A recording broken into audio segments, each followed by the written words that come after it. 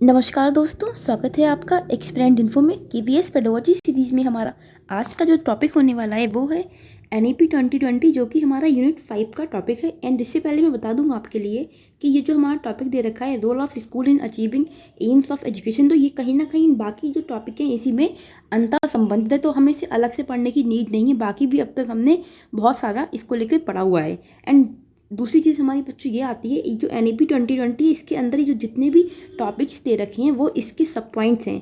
तो फिर हम एक एक करके इन सबको आज कवर करने वाले हैं। वैसे मेरा मोटो यही था कि आज मैं आपके लिए यूनिट 5 को कंप्लीट करा दूं, लेकिन कल की जो वीडियो अपलोड की थी उसमें इतना इशू आ गया कि टाइम इतना मेरा वेस्ट हुआ है, इस चक्कर में मेरा कंटेंट रेडी नहीं हो पाया। इसलिए आपका कल तक हर हाल में 10 फरवरी तक आपका यूनिट 5 कंप्लीट हो जाएगा एट एनी कॉस्ट। एंड तब तक के लिए हम आज का जो अपना क्लास है इसको स्टार्ट करते हैं। अगर वीडियो अच्छा लगे तो प्लीज़ लाइक कर दें, शेयर कर दें, कमेंट करना ना भूलें। अगर नए हैं तो सब्सक्राइब भी कर दें। चलिए शुरू करते हैं। देखिए, न्यू एजुकेशन पॉलिसी 2020, इसको पढ़ने से पहले हम जरा थोड़ा सा ओवरव्यू भी ले लें तो हमारे लिए अच्छा रहेगा। देखिए बच्चों, जो पहली हमारी एजुकेशन पॉलिसी आई थी इंडिया की, वो 1968 में आई थी। अगर आपसे क्वेश्चन पूछता है कि पहली एजुकेशन जो पॉलिसी थी वो कब आई थी, तो आपका आंसर होगा 1968, ना कि 1986। ये तो हमारी बाद में आई है। फिर हमारी उसके बाद में जो हमारी दूसरी एजुकेशन पॉलिसी थी, मैं कहूँ तो हमारी 1986 में आई है, और इसको रिप्लेस किया था इस वाली ने, एनईपी 2020 ने। फिर इसको रिवाइज करके हमने 1992 में एक और मतलब न्यू एजुकेशन पॉलिसी को मतलब जारी किया था।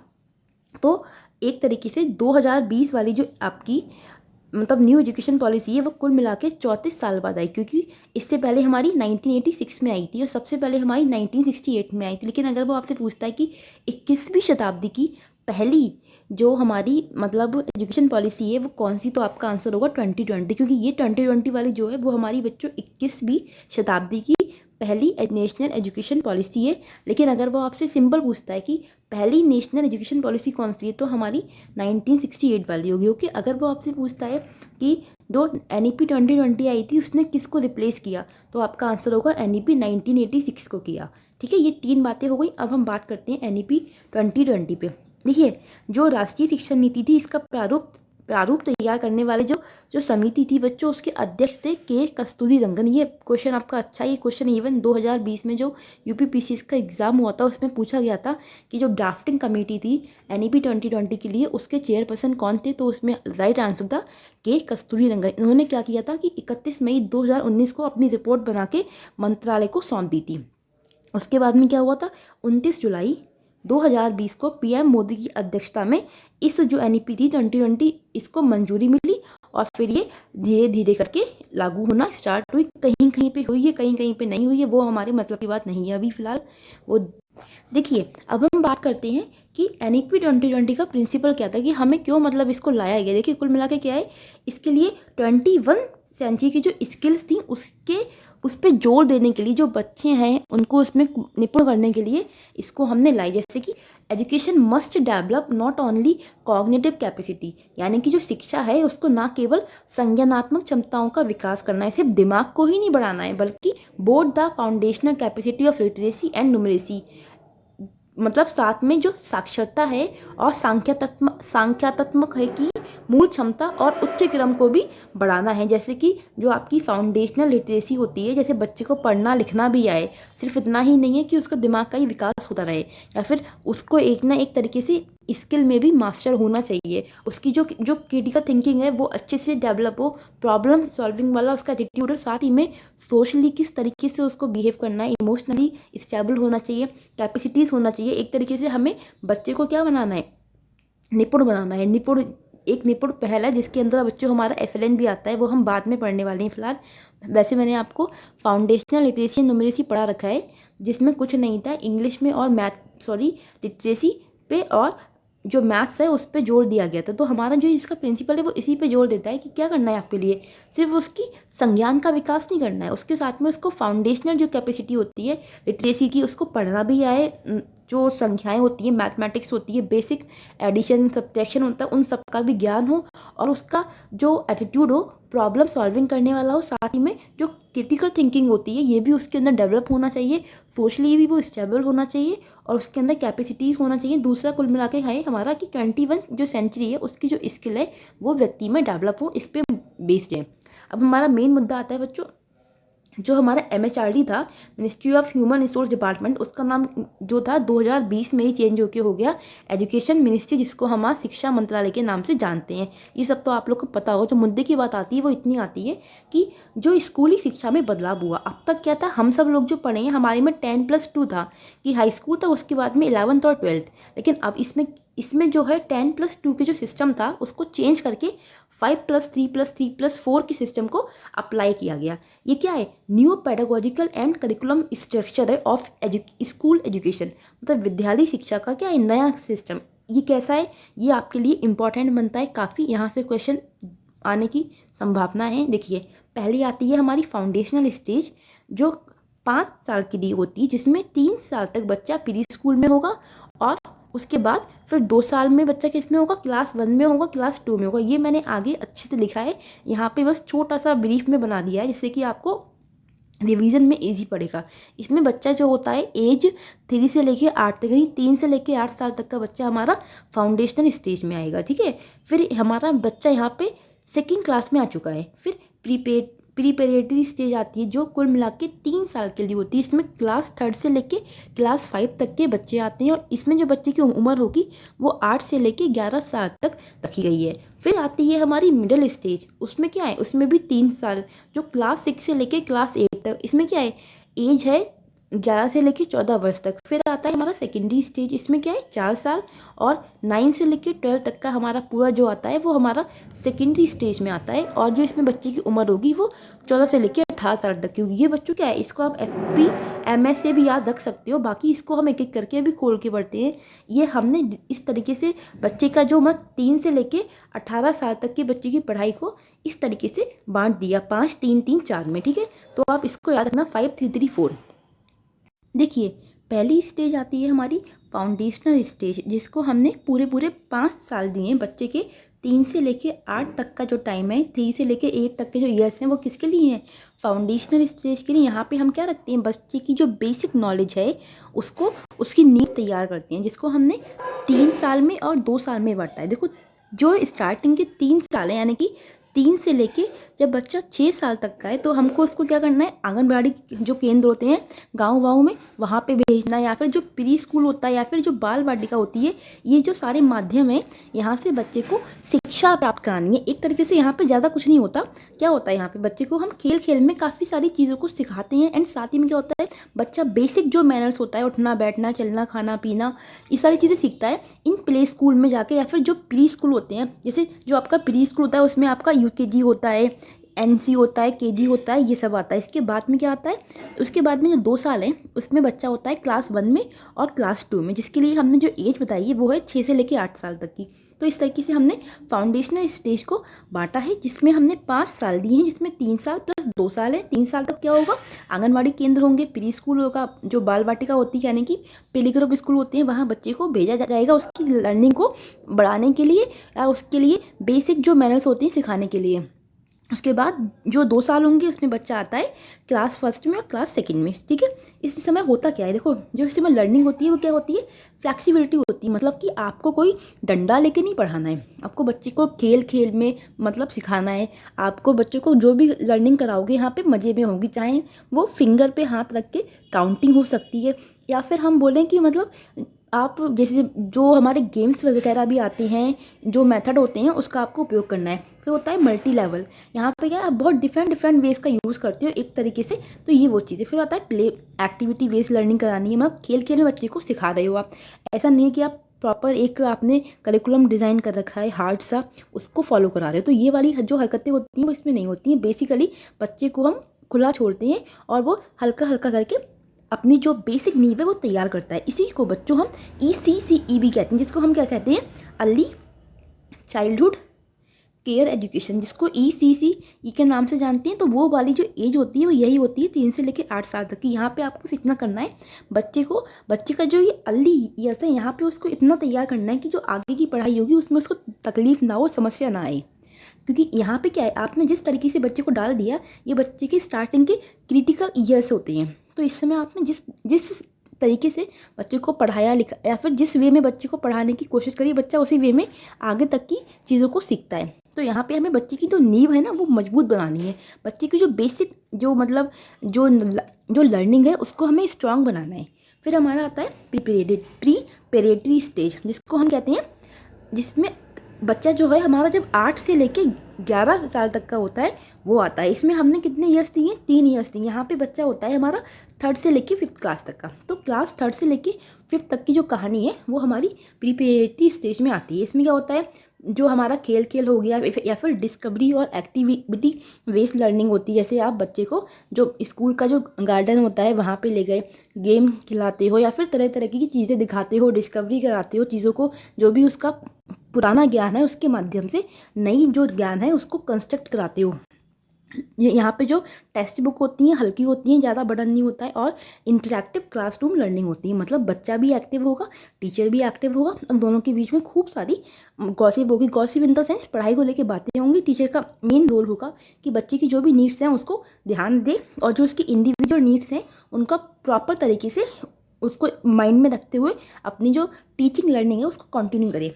फिर आता है हमारा मिडिल स्टेज, जो हमारा इसमें बच्चा जो होता है 11 से लेके 14 साल तक का होता है। इसको हमने 3 साल दिए। यहाँ पे बच्चा आता है क्लास 6 से लेके क्लास 8 तक का, यानी कि 6 to 8 तक की जो कहानी है वो हमारी आती है मिडिल स्टेज में।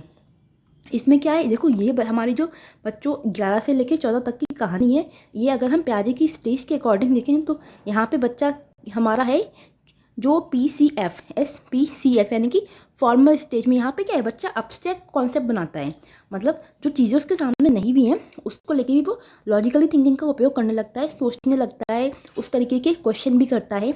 और एक्सपेरिमेंटल जो लर्निंग है उस पर जोर दिया गया है कि बच्चा जब मिडिल स्टेज में हो तो आप क्या करो, उसको बाय डूइंग करके चीज़ों को सिखाओ, बजाय रोट लर्निंग के। जैसे कि साइंस हो गए, साइंस में हम सबको पता है बहुत सारे एक्सपेरिमेंट होते हैं, चाहे फिजिक्स हो गया, केमिस्ट्री हो गया। तो आपको बच्चों को क्या करना है, एक्टिविटी करके या फिर उनके द्वारा एक्सपेरिमेंट करके जो लैब होती है स्कूल में उनका उपयोग करना है, जिससे बच्चा चीज़ों को सामने से देखते हैं ना, प्रैक्टिकली जब चीज़ों को समझता है तो वो लंबे टाइम तक उसके दिमाग में रहती हैं। या फिर मैथ्स हो गया, आर्ट्स हो गया, सोशल साइंस हो गया, ह्यूमैनिटीज़ हो गया, इसमें सारे आर्ट्स साइड के जो सब्जेक्ट होते हैं वही आते हैं। तो और बच्चों एक इंपॉर्टेंट बात बोली गई थी इसमें, वो फिलहाल मैं आपको लास्ट में बताऊंगी, पहले ये हमारी चारों निकल जाएँ, ठीक है, चारों स्टेज हो जाएँ। तो कुछ नहीं है, मिडिल स्टेज में क्या हो रहा है, अब्स्ट्रैक्ट कॉन्सेप्ट हैं बच्चे के डेवलप होने लगती हैं, उसको हम एक्सपीरियंटल जो लर्निंग होती है, मतलब करके सीखना, बच्चे को हम चीज़ों को बाई डूइंग मेथड का उपयोग करते हैं और डिफरेंट सब्जेक्ट की नॉलेज देते हैं, उसको लेके एक्टिविटीज़ कराते हैं। जैसे अगर मैं बात करूँ सोशल साइंस, तो इसमें क्या होता है, जो आपके हिस्टोरिकल प्लेस होते हैं या फिर म्यूजियम्स होते हैं वहाँ पे ले जा सकते हो बच्चे को, उनकी जो कहानियाँ हैं उन प्लेसेस की बताओ कि बच्चों ये जो मतलब ये पैलेस है इसको इतने ईयर में इस राजा ने बनवाया था, यहाँ पे जो युद्ध हुआ था वो इस ईयर में हुआ था, इसके बीच में हुआ था। तो इससे क्या है, बच्चा जब चीज़ को देख रहा है, सुन रहा है, विजिट कर रहा है, तो वो उसको जो लर्निंग होगी वो उसके माइंड में लॉन्ग टाइम तक फिक्स रहेगी, बजाय किताबों से पढ़ने की।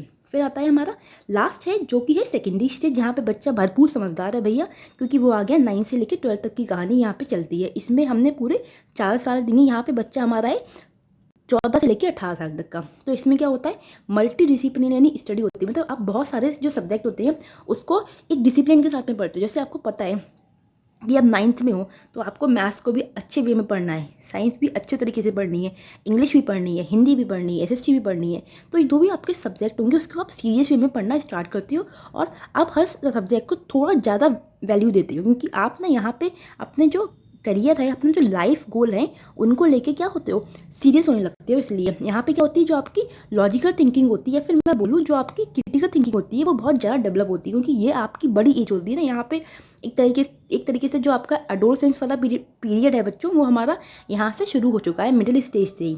तो ये वही चल रहा है।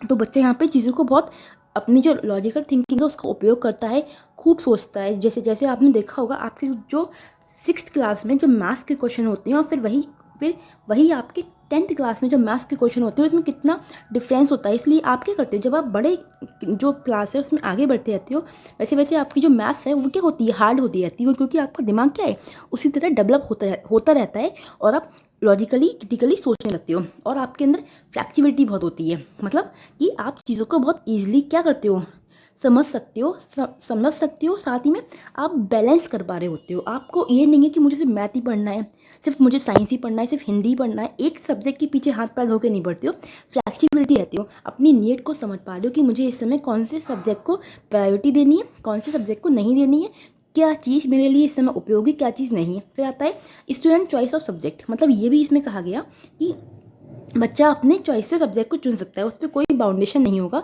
कि उसके लिए यही सब्जेक्ट पढ़ना है। जैसे ये बहुत बढ़िया बात है कि आप अपनी चॉइस से सब्जेक्ट चुन सकते हो। फिर अभी भी हम चुनते थे, लेकिन अभी क्या था हमारा बच्चों, इसके बाद में जब हम लोग यूजी में आते हैं, अंडर ग्रेजुएशन जिसको बोलते हैं, बीएससी वगैरह अगर हम कुछ करते हैं, किसी बच्चे का बीएससी 1 साल किया, फिर उसका मन हट गया कि मुझे बीएससी नहीं करना, मुझे बीए करना है, तो क्या होगा, उसकी जो 1 साल होगी ये वेस्ट हो जाएगी। लेकिन जो NEP 2020 ये कहता है कि अगर बच्चे ने 1 साल का भी कोई कोर्स किया है तो उसको उसकी डिग्री मिलेगी, वो उसका वेस्ट नहीं माना जाएगा।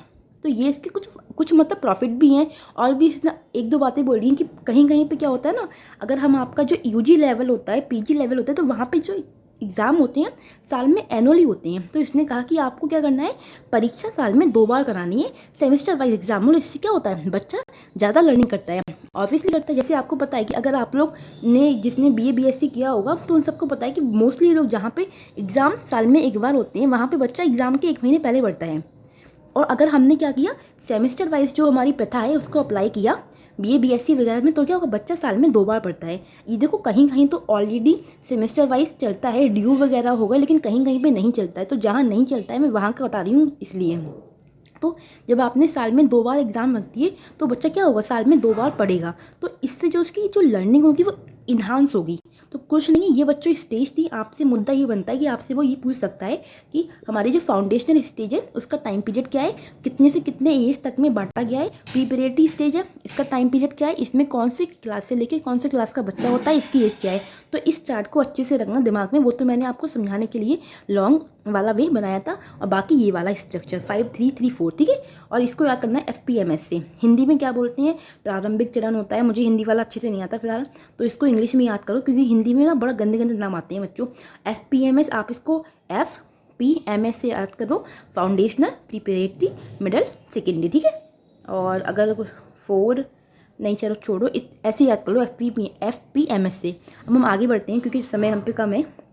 देखो मेन जो पॉइंट है, वैसे तो इसने बात करा है होलिस्टिक डेवलपमेंट ऑफ लर्नर्स की। जो शिक्षार्थी है, जो बच्चा है, उसका हमें सर्वांगीण विकास करना है। और इन्होंने जोर दिया कि how to learn from the culture of rote learning. जो रटकर बच्चे याद करती है, मतलब कि एग्जाम के 1 महीने पहले, 1 हफ्ते पहले क्या होता है, बच्चा रट्टा मारने लगता है किताबों का। तो उसकी जगह क्या हो, हाउ टू लर्न, कैसे सीखे। अगर 20 × 22 हमारा कितना हुआ, 440 हुआ, तो बच्चे को पता होना चाहिए कि कैसे हुआ। ऐसा ना हो कि उसने रट्टा मार लिया। जैसे टेबल होते हैं, बहुत से बच्चे रट लेते हैं। तो आपको हर चीज़ को समझ के पढ़ना है, अंडरस्टैंडिंग के साथ में पढ़ना है, रियल अंडरस्टैंडिंग के साथ में। इस पर हमारी NEP जोर देती है कि रोट लर्निंग को टाटा बाय बाय बोलनी है। फिर देखो बच्चों, मेन जो हमारा इसका मोटो है ना, जो आज की जो सबसे इम्पॉर्टेंट की है, जो आज की सबसे इम्पॉर्टेंट जरूरत है, वो है 21 सेंचुरी की स्किल। जैसे क्या हो गई, लाइक इनोवेशन हो गया, क्रिटिकल थिंकिंग हो गई, कम्युनिकेशन हो गया, कोलैबोरेशन हो गया, ICT हो गई जिसको हम कहते हैं कम्युनिकेशन टेक्नोलॉजी हो गया, प्रॉब्लम सॉल्विंग हो गया, क्रिएटिविटी हो गई। तो इन सब पे क्या करना है, आपको जोर देना है। आपको अपने अंदर, अपनी जो आपका व्यक्तित्व है, उसमें इन सब चीज़ों को ऐड करना है। आपको पता हो आज के टाइम में कंप्यूटर नॉलेज कितना इंपॉर्टेंट है, आज के टाइम में इंग्लिश का यूज़ क्या है, आज के टाइम में आपको कहाँ कहाँ कौन कौन सी अपॉर्चुनिटीज़ मिल सकती हैं अगर आपके पास स्किल्स हैं। क्योंकि इसमें इसने NEP 2020 ने जोर दिया बच्चों इस चीज़ पे, जो मैं हमेशा बोलती हूँ कि बच्चे को एक स्किल में निपुण बना दो। अगर बच्चा एक स्किल में निपुण बन गया तो ज़िंदगी में कभी बेरोजगार नहीं रहेगा, उसी में वो अपना लाइफ सेट कर लेगा। तो ये हमारी बच्चों कुछ मुख्य स्किल हैं। वैसे तो जो WHO है उसने टोटल शायद 21 स्किल बताएंगे, 21 से 15 मुझे याद नहीं आ रहा। खैर मैं आपको लिस्ट भेज दूँगी अपने टेलीग्राम पे, आप लोग उस पर देख लेना, ओके। तो ये हमारी थी। फिर हमारा आता है बच्चों, अच्छा हाँ, आपको इसमें कोई शब्द में दिक्कत तो नहीं है ना। इनोवेशन क्या होता है हम लोग जानते हैं, क्रिटिकल थिंकिंग क्या होती है, किसी चीज़ को मतलब ज़ोर से, मतलब लॉजिकल रीजनिंग के साथ में सोचना कि ऐसा होता है तो क्यों होता है, कम्युनिकेशन करना, संचार करना। सही बात है, आज के टाइम में किसी भी चीज़ को करने का सबसे जो मेन भी होता है वो क्या होता है, कम्युनिकेट। बिना कम्युनिकेट किए ना आप किसी दूसरे की बात को समझ सकते हो, ना कोई दूसरा बंदा आपकी बात को समझ सकता है। फिर आता है कोलैबोरेशन, जिसको हम कहते हैं सहयोगात्मक, मतलब कि एक दूसरे के साथ में सहयोग करना। आपके अंदर सहयोग की भावना होनी चाहिए। अगर आप रास्ते में देखते हो कोई व्यक्ति बीमार मतलब कोई व्यक्ति रोड पे बढ़ाए, तो आप क्या करो, उसकी हेल्प करो। तो इस तरीके से हम क्या, हमारा कोई वर्क प्लेस है जहाँ पे हम काम करते हैं, तो कोई हमारा जो पार्टनर है अगर वो ऑफिस आता है या फिर उसकी तबीयत ठीक नहीं है, तो आपके लिए सहयोग की भावना रखनी है कुल मिला के।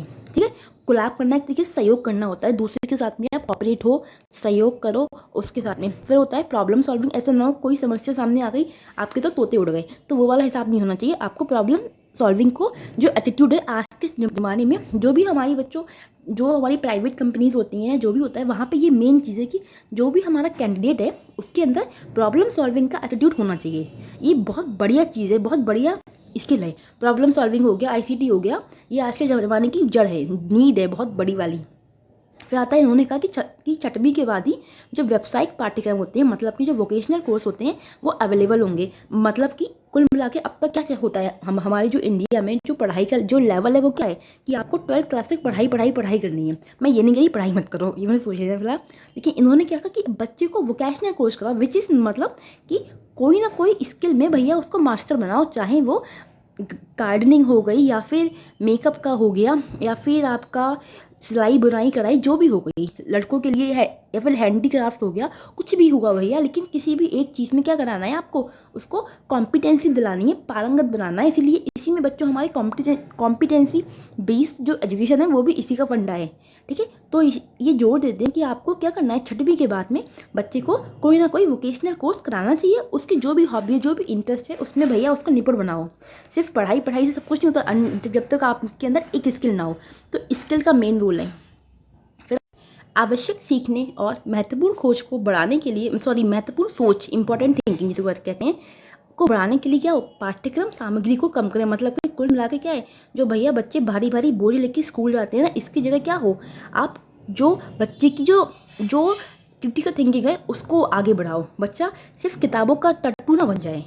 तो रिड्यूस करना है कि इसको करिकुलम कंटेंट को। हमारे क्या होता है, बच्चा इतना भारी भारी बैग लेके स्कूल जाता है, दुनिया भर की किताबें हैं, लेकिन फिर भी हम उससे 4 सवाल पूछते हैं कि तुम्हारी स्किल क्या है, तो वो एकदम नल बटे सन्नाटा होता है। तो वो वाला हिसाब ना हो, आपको क्या करना है, क्रिटिकल थिंकिंग पे जोर देना है। एसेंशियल जो लर्निंग है, जो आज के ज़माने की नीड है, उसके अकॉर्डिंग बच्चे को तैयार करना है, ना कि आज से 34 साल पुरानी जो नीड थी उसके अकॉर्डिंग।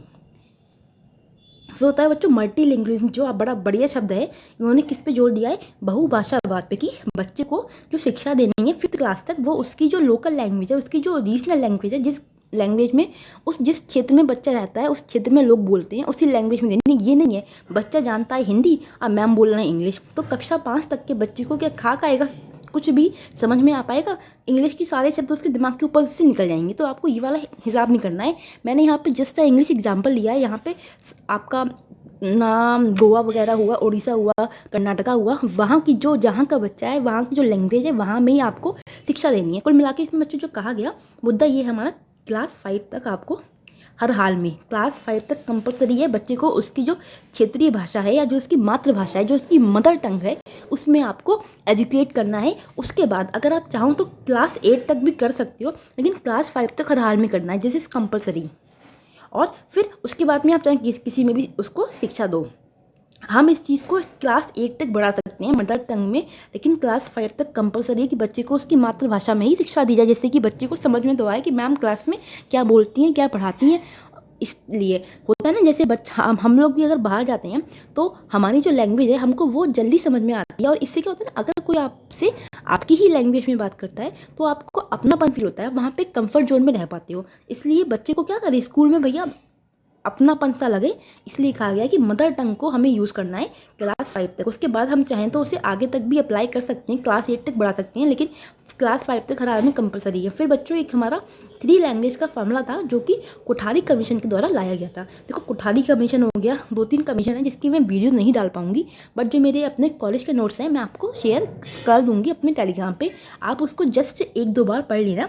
एंड वो हिंदी में होंगे, तो आप लोग से मैं रिक्वेस्ट करती हूँ कि गूगल लेंस का उपयोग करके उसे इंग्लिश में ट्रांसलेट करना, और जो इंग्लिश वाले बच्चे हैं वो इंग्लिश में जस्ट 1-2 बार पढ़ ले, ज़्यादा दिमाग नहीं लगाना है, बस आपको हल्का सा ओवरव्यू हो जाएगा कि हाँ कोठारी आयोग की जो रिकमेंडेशन थी वो क्या क्या थी। ठीक है, तो आपको इतना करना है, 2 बार बस उस नोट्स को पढ़ लेना, उससे ज़्यादा मत पढ़ना, क्योंकि जो मैं इसमें करा रही हूँ वो ज़्यादा इंपॉर्टेंट है। ओके, तो देखो इसमें 3 लैंग्वेज जो फॉर्मूला था हमारा वो क्या था, हिंदी, इंग्लिश और बाकी हो गई रीजनल लैंग्वेज। अब इंपॉर्टेंट, लेकिन हाँ इसमें साथ में ये भी कहा गया कि इंपॉर्टेंट नहीं कि आप कहीं पे हिंदी थोप दोगे। जैसे हमारा जो जो साउथ का रीजन है वहाँ पे क्या है, वहाँ पे हिंदी कोई नहीं बोलता, तो आप वहाँ पे हिंदी को फोर्स नहीं कर सकते, क्योंकि जो हमारा शिक्षा है वो क्या है, समवर्ती सूची का विषय है ना। इसलिए आप क्या है, स्टेट जो भी राज्य है उसको राइट है कि उसकी मर्जी वो जिस लैंग्वेज में एजुकेशन दे। लेकिन जो 3 लैंग्वेज फॉर्मूला है वो हमारा कोठारी कमीशन ने दिया था, जहाँ पे हमने बच्चे को जो 3 लैंग्वेज है उसका ध्यान में रखते हुए शिक्षा देनी है, चाहे वो इंग्लिश हो गया, उसका रीजनल लैंग्वेज हो गया, बाकी हिंदी हो गया। हिंदी की जगह जो जहाँ का है वो लैंग्वेज भी हो सकती है। ठीक है, तो आपको मुद्दा हमारा ये बनता है, आपको 3 लैंग्वेज फॉर्मूला किसने दिया, कोठारी कमीशन ने रिकमेंड किया, और इसको आगे जो बढ़ाने का काम NEP 2020 ने भी किया है।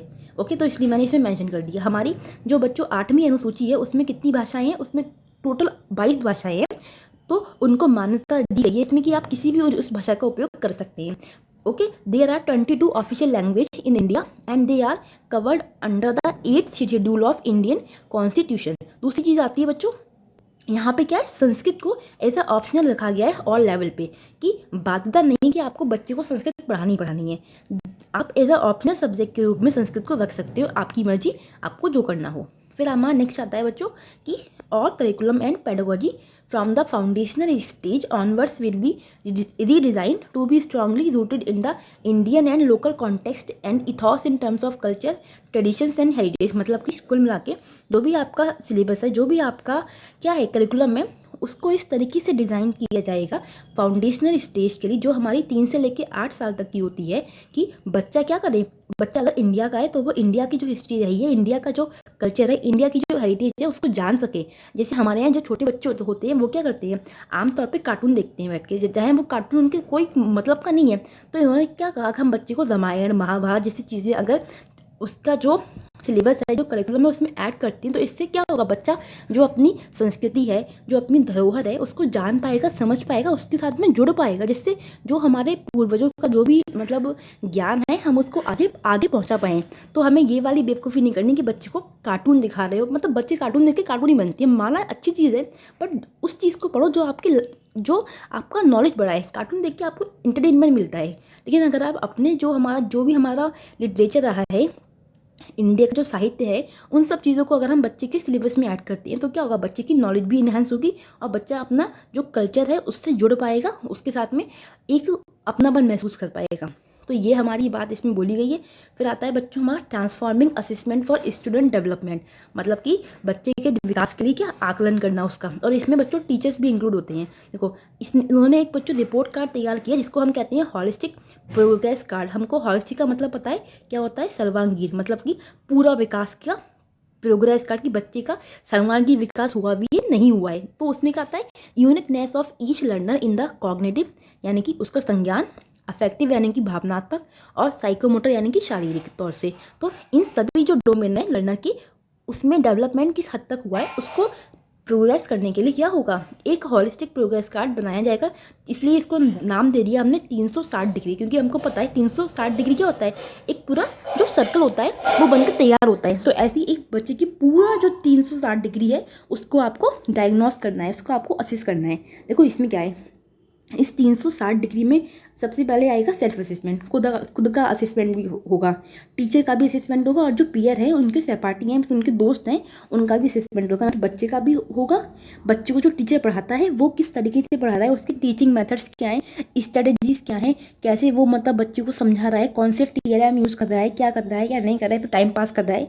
तो ये सारी चीज़ों को असेस करना कि, और बच्चे को कितना समझ में आ रहा है वो तो हमारा किस इसमें आ गया। दूसरा होता है पीयर, जो उसके सहपाठी जो उसके दोस्त हैं वो किस लेवल के, होता है ना कि जिसकी जो संगति होती है वो अच्छी होती है तो बाकी लोग भी अच्छे बनते हैं। तो इन तीनों लोगों का बच्चों असेसमेंट हमारा किस में आता है, 360 में आता है। 360 डिग्री बच्चा, उसका खुद का सेल्फ असेसमेंट, उसका उनके पीयर का, उनके टीचर का। तो आप इनको याद रखना, सेल्फ PT, SPT भी कर सकते हो, PTS भी सिंपल है, याद रखो। फिर होता है, इसी के लिए क्या किया गया, एक नया राष्ट्रीय मूल्यांकन केंद्र स्थापित किया गया जिसका नाम था परख। देखो परख की जो फुल फॉर्म है ना, वो आपसे इस तरीके से पूछ सकता है कि परख लिख के देगा, पूछेगा बताओ R का मतलब क्या है। R का मतलब रीलोडिंग हो गया, रिव्यू हो गया, रिडिज़ाइन हो गया। तो ऐसे आपको 4-5 3 कन्फ्यूज ऑप्शन देगा, एक राइट ऑप्शन देगा।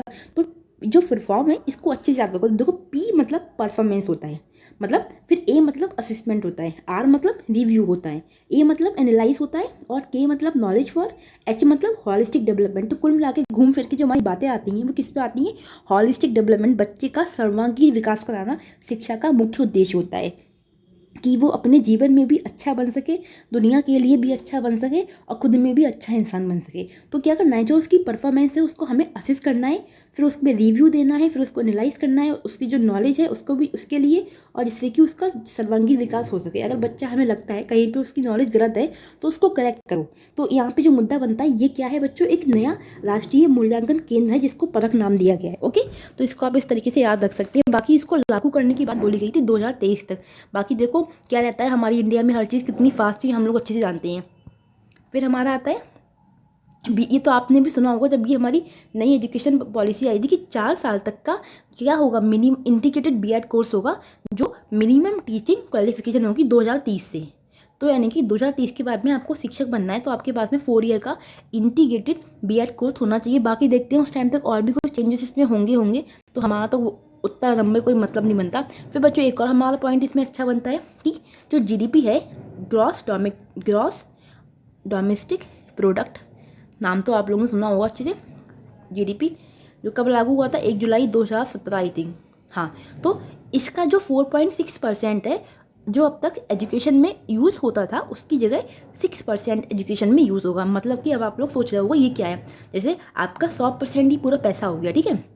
तो इस 100 में से क्या है, हमारे डिफरेंट सेक्टर होते हैं। जैसे हमारा जो रोड मिनिस्ट्री हो गई, सड़क मंत्रालय हो गया सॉरी थोड़ा नाम गंदा हो गया, या फिर हमारा जो आर्मी हो गया, सेना हो गई, या फिर हमारा जो डिजिटल एजुकेशन हो गया, डिजिटली चीज़ें हो गई। बाकी जो डिफरेंट मंत्रालय हैं सब में क्या होता है, थोड़ा थोड़ा हिस्सा 20 पैसे का बढ़ता है। तो इसी 100% का जो 6% है वो शिक्षा में उपयोग में यूज़ किया जाएगा, जिससे कि हम क्या कर सकें, नए नए जो तरीके हैं, जो आइडियाज़ हैं, इनोवेशंस हैं, ICT के जो यूजेस हैं वो शिक्षा जगत में बढ़ा सकें, जिससे बच्चे की जो लर्निंग है, अंडरस्टैंडिंग है, बेटर वे में हो सके।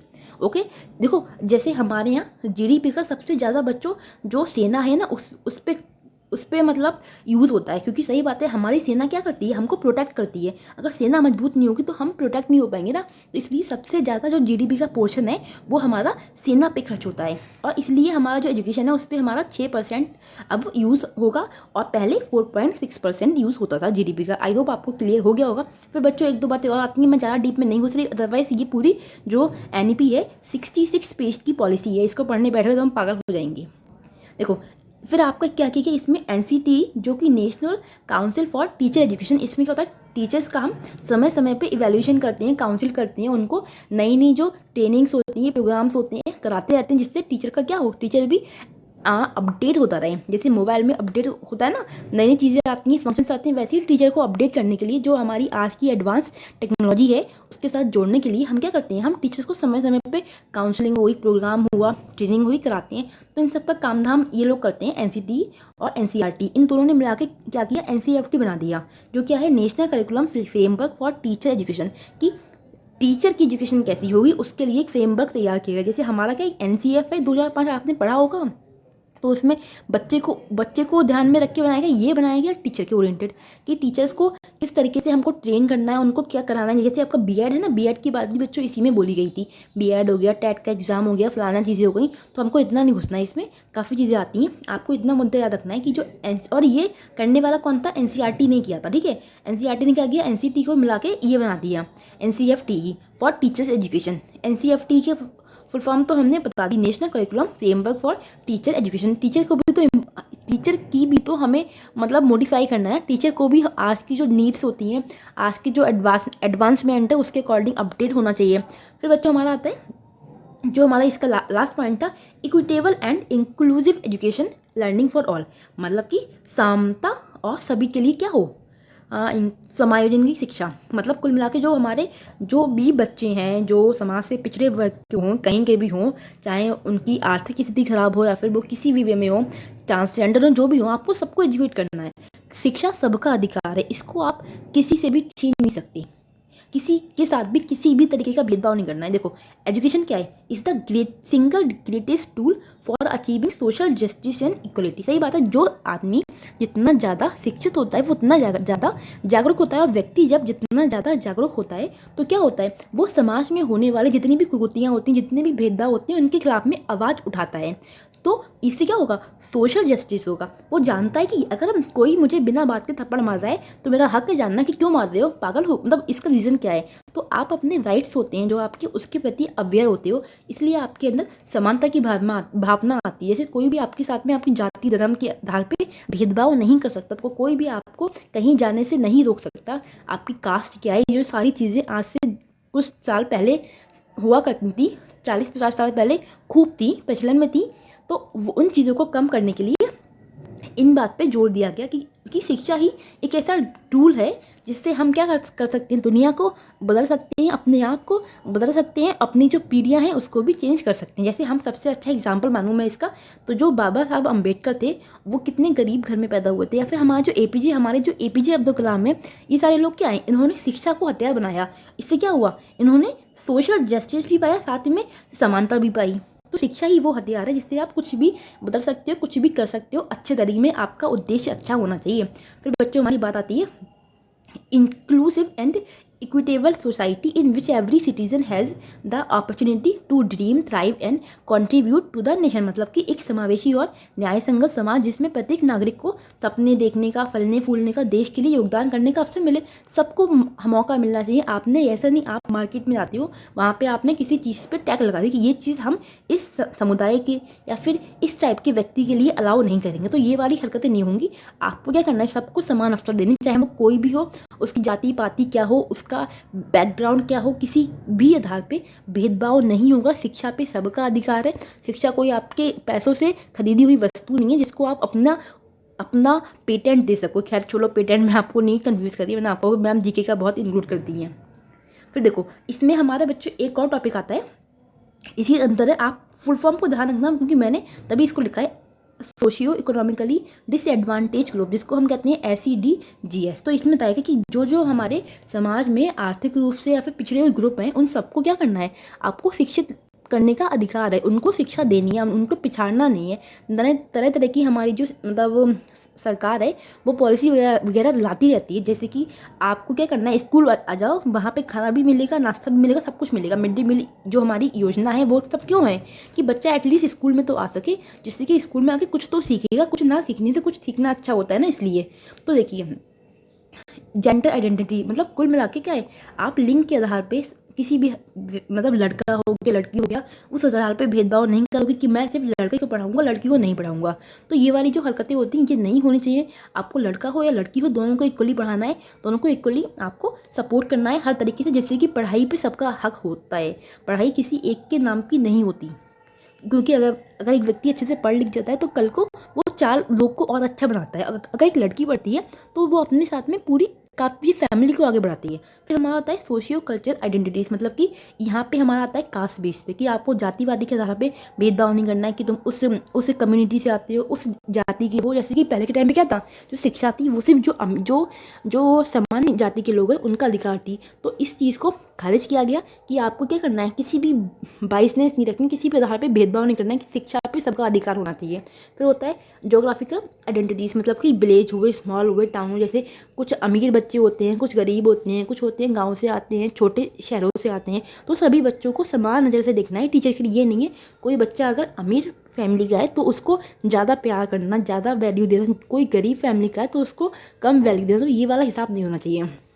फिर आता है डिसेबिलिटीज़, मतलब अगर कोई दिव्यांग है, जिसको हम कहते हैं चाइल्ड विद स्पेशल नीड्स यानी कि CWSN, इसकी शॉर्ट फॉर्म होती है। तो दिव्यांग वगैरह हो गए, उनको भी स्कूल में आपको क्या करना है, उनको इंक्लूसिव एजुकेशन देनी है। आपको उनको अलग नहीं करना कि तुम इस क्लास में नॉर्मल बच्चे बैठे हैं तो आप बैठ नहीं सकते क्योंकि आप क्या हो, आप दिव्यांग हो। दिव्यांग भी इंसान होता है, हमें ये दिमाग में बैठाना चाहिए। फिर होता है सोशियो इकोनॉमिक कंडीशन, गरीब हो अमीर हो, आपकी सामाजिक पृष्ठभूमि क्या है, या फिर आपके साथ मतलब आपके जो पास्ट है उसमें कुछ बुरा हुआ है, कुछ भी रहा हो, आपका जो भी अनुभव रहा हो, उस अनुभव के आधार पे आपको शिक्षा से बेदखल नहीं करना है, आपको शिक्षा से दूर नहीं करना है। तो इन द लास्ट में मैं कहूँ अगर तो मोटो क्या है कि आपको शिक्षा देनी है, आपको शिक्षा का हक किसी से नहीं छीनना है। तो कुल मिला के ये कुछ हमारी बेसिक चीज़ें थी। बच्चों हमारा ECC आता है जिसको हम डिस्कस करेंगे। बाकी मैंने आपको FLN तो पढ़ा ही दिया है, तो वो इतना अलग से हमें पढ़ने की नीड नहीं है। ओके, देखिए अब हम हमारा आता है early childhood care and education, जिसको हम कहते हैं शॉर्ट फॉर्म में ECC। एक तरीके से बच्चों कुछ अलग नहीं है, जो हमारे फाउंडेशनल स्टेज थी। कुल मिला के जो 3 से लेकर 8 तक की जो कहानी हमने पढ़ी थी उसी को थोड़ा यहाँ पे डिटेल में बताया गया है, क्योंकि ये जो ECCE है ये हमारा फाउंडेशनल स्टेज के लिए ही होता है, जिसमें बच्चा 3 से लेकर 8 साल तक का होता है। एंड बच्चों दूसरी चीज़, मैंने ये जो PDF है वो NCERT से ही ली है, क्योंकि मैं इसको अलग से लिखने का मुझ पर समय नहीं था, वरना आपका वीडियो आ नहीं पाता, इसलिए मैं इसको आपको ऐसे ही डिस्कस करती हूँ, आप समझ जाओगे, कुछ अलग बात नहीं है। मुख्य मुख्य बिंदु इसमें अच्छा लिखा है तो मैं आपके साथ में वही शेयर करती हूँ। Okay, so now start. देखिए पहले हम कुछ बेसिक बातें समझते हैं कि कहा जाता है कि 85% तक जो बच्चे का दिमाग है वो जो स्टार्टिंग के 6 साल होते हैं उसमें डेवलप हो जाता है। तो क्या है, आपको इस समय बच्चे के दिमाग को प्रॉपर अच्छे से सही डायरेक्शन में डेवलप करना है। दूसरा क्या है, इंपॉर्टेंट कहा गया किस चीज़ को, बच्चे के होलिस्टिक डेवलपमेंट को, मतलब बच्चे का क्या करना है, सर्वांगीण विकास करना है। सभी जो डोमेन्स होते हैं PCSE, physical, cognitive, social, emotional, हर वे में बच्चे का विकास होना चाहिए। बच्चा एक आपको अच्छा नागरिक बनाना है। दूसरा होता है हमारा appropriate care and stimulation of the brain in early, मतलब स्टार्टिंग के टाइम कितना क्रूशियल है। बच्चे का पूरा जो भविष्य है वो उसके 6 साल तक पे डिपेंड है एक तरीके से, अगर हम कहें इनके अकॉर्डिंग, है ना। तो इसमें क्या करना है, बच्चे के माइंड को अच्छे से ध्यान रखना है, उसको प्रॉपर न्यूट्रिशन अच्छे से देना है, जिससे उसका दिमाग का विकास अच्छे से हो, उसको कोई फिजिकल प्रॉब्लम ना आ जाए, जैसे पोलियो वगैरह होती हैं, डिफरेंट तरीके की समस्या होती है। हालांकि कोई बड़ी बात नहीं है, हमारी इंडिया में बहुत सारे लोग डिफरेंट तरीके की प्रॉब्लम को फेस करते हैं अपनी अर्ली ईयर्स में।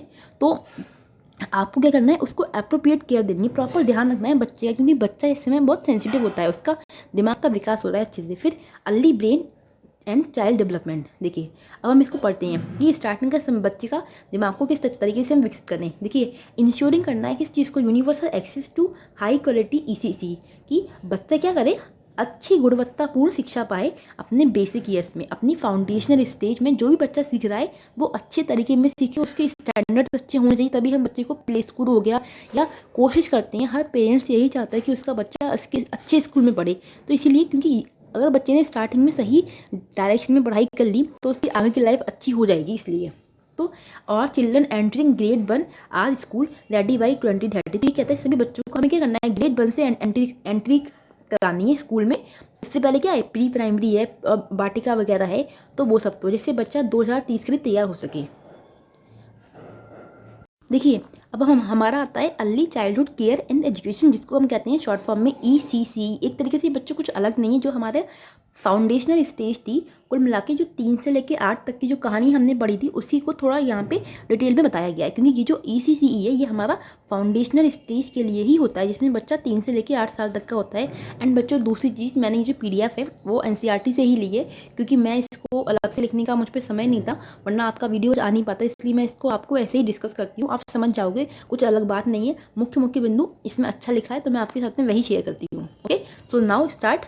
देखिए पहले हम कुछ बेसिक बातें समझते हैं कि कहा जाता है कि 85% तक जो बच्चे का दिमाग है वो जो स्टार्टिंग के 6 साल होते हैं उसमें डेवलप हो जाता है। तो क्या है, आपको इस समय बच्चे के दिमाग को प्रॉपर अच्छे से सही डायरेक्शन में डेवलप करना है। दूसरा क्या है, इंपॉर्टेंट कहा गया किस चीज़ को, बच्चे के होलिस्टिक डेवलपमेंट को, मतलब बच्चे का क्या करना है, सर्वांगीण विकास करना है। सभी जो डोमेन्स होते हैं PCSE, physical, cognitive, social, emotional, हर वे में बच्चे का विकास होना चाहिए। बच्चा एक आपको अच्छा नागरिक बनाना है। दूसरा होता है हमारा appropriate care and stimulation of the brain in early, मतलब स्टार्टिंग के टाइम कितना क्रूशियल है। बच्चे का पूरा जो भविष्य है वो उसके 6 साल तक पे डिपेंड है एक तरीके से, अगर हम कहें इनके अकॉर्डिंग, है ना। तो इसमें क्या करना है, बच्चे के माइंड को अच्छे से ध्यान रखना है, उसको प्रॉपर न्यूट्रिशन अच्छे से देना है, जिससे उसका दिमाग का विकास अच्छे से हो, उसको कोई फिजिकल प्रॉब्लम ना आ जाए, जैसे पोलियो वगैरह होती हैं, डिफरेंट तरीके की समस्या होती हैं। हालांकि कोई बड़ी बात नहीं है, हमारी इंडिया में बहुत सारे लोग डिफरेंट तरीके की प्रॉब्लम को फेस करते हैं अपनी अर्ली ईयर्स में। तो आपको क्या करना है, उसको अप्रोप्रिएट केयर देनी है, प्रॉपर ध्यान रखना है बच्चे का, क्योंकि बच्चा इस समय बहुत सेंसिटिव होता है, उसका दिमाग का विकास हो रहा है अच्छे से। फिर early brain and child development, देखिए अब हम इसको पढ़ते हैं कि स्टार्टिंग का समय बच्चे का दिमाग को किस तरह। पहला आता है हमारा फाउंडेशनल लर्निंग। इसमें क्या है, एज ग्रुप जो होता है 3 से लेकर 8 साल तक की जो कहानी है, जो हमारी ECCE में कही गई है, उसमें क्या है कि आपको 6 से लेकर 8 तक का, जो 6 से लेकर 8 तक का बच्चा है उसको क्लास 1 में और क्लास 2 में पढ़ाना है, और जो उससे पहले का बच्चा है 3 से लेकर 6 तक का, उसको हमने प्राइमरी स्कूल में पढ़ाना है। जैसे कि फॉर चिल्ड्रंस ऑफ 3 से लेकर 6 ईयर तक के, उनको फ्री सेफ हाई क्वालिटी की शिक्षा देनी है। कहाँ पे, आंगनबाड़ी हो गया, आपके प्री स्कूल हो गया, आपके बाल वाटिका हो गई। जैसे आपका बाल वाटिका मतलब आपके प्ले ग्रुप स्कूल जो होते हैं ना। फिर आपकी आती है प्रिपरेटरी क्लास। इसमें क्या करना है, prior to the age of 5 every child will move to the preparatory class. मतलब जो बच्चा इन 5 सालों में, जो आपने स्टार्टिंग की जो फाउंडेशनल स्टेज थी, जो 5 साल है, इसमें तैयार कर लिया, फिर आपको क्या करना है, उसके लिए प्रिपरेटरी क्लास में भेजना है, जो will move to a preparatory class, या फिर Bal Vatika, that is before class 1, जो क्लास 1 से होती हैं।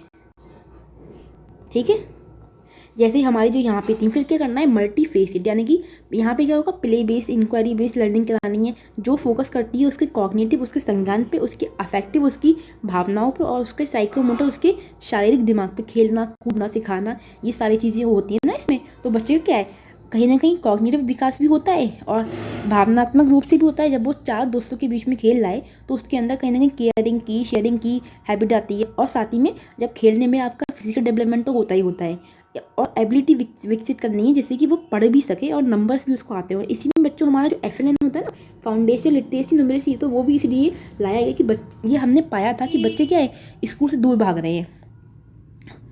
तो इसमें देखो, ये हमारे क्या है, ओवरऑल जो एम है ECC के क्या है, कि फिजिकल और मोटर डेवलपमेंट हो, बच्चे का शारीरिक और गतिक विकास होना चाहिए। मतलब जो मोटर डेवलपमेंट में हमारे 2 आते हैं, एक होता है G यानी कि ग्रॉस वाला, एक होता है हमारा F यानी कि फाइन वाला।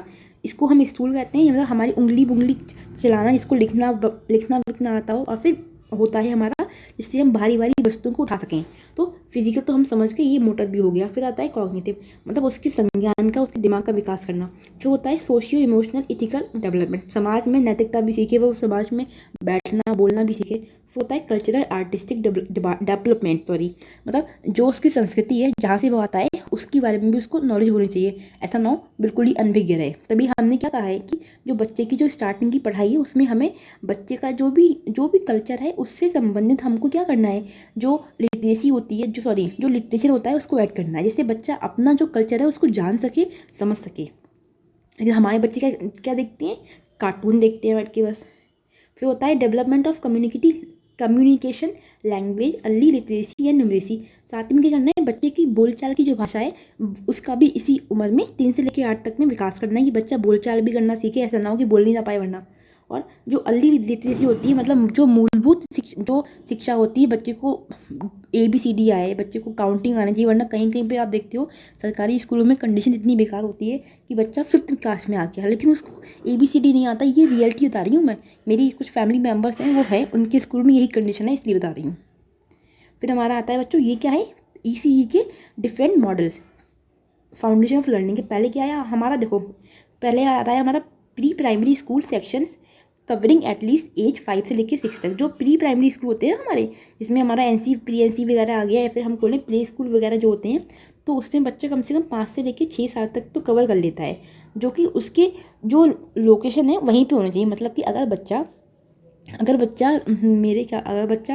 फरीदपुर में रहता है तो फरीदपुर के आसपास ही हो, ऐसा ना हो फरीदपुर में बच्चा है और स्कूल हमने बसा दिए हैं रख के दिल्ली में, तो ज़्यादा डिस्टेंस नहीं होना चाहिए। बाकी इसको लेके RTE ने भी बड़ी अच्छी बात बोली है, मैं वो आपको कराऊंगी। फिर हमारा होता है स्टैंड अलोन प्री स्कूल, मैं प्री स्कूल में अकेले जाना उसको सिखाना चाहिए, क्योंकि जब बच्चा धीरे धीरे अकेले जाना सीखता है तो वो समझ पाता है कि मुझे आगे की पढ़ाई भी अकेले करनी है, मम्मी पापा हर जगह साथ में नहीं जा सकते।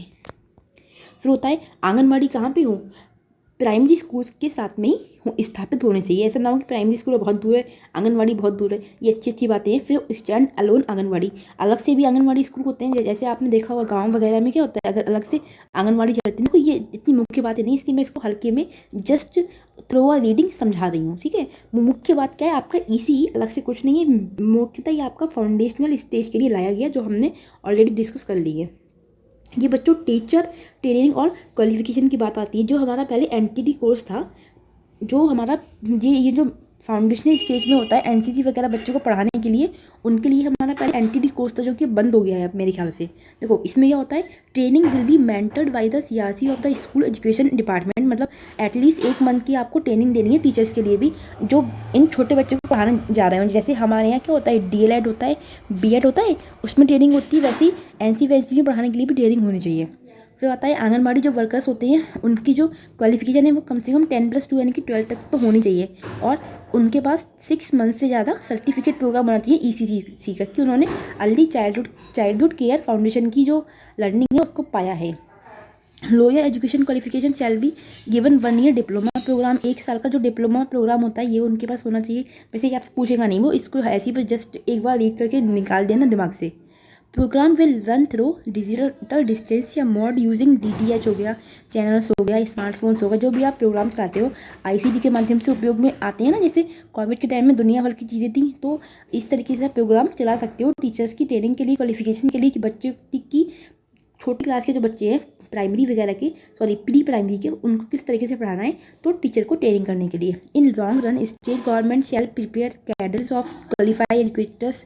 और जो बाकी जो मतलब गवर्नमेंट स्टेट होती हैं, स्टेट गवर्नमेंट होती है, वो भी क्या करती हैं, अपने अकॉर्डिंग क्वालिफाइड एजुकेटर्स को तैयार करती हैं। किस लिए, कि उनको मेंटरिंग करती हैं, उनको ट्रेनिंग देती हैं, उनके करियर को मैप करती हैं, जिससे वो छोटे बच्चों को अच्छे से पढ़ा सकें, ठीक है।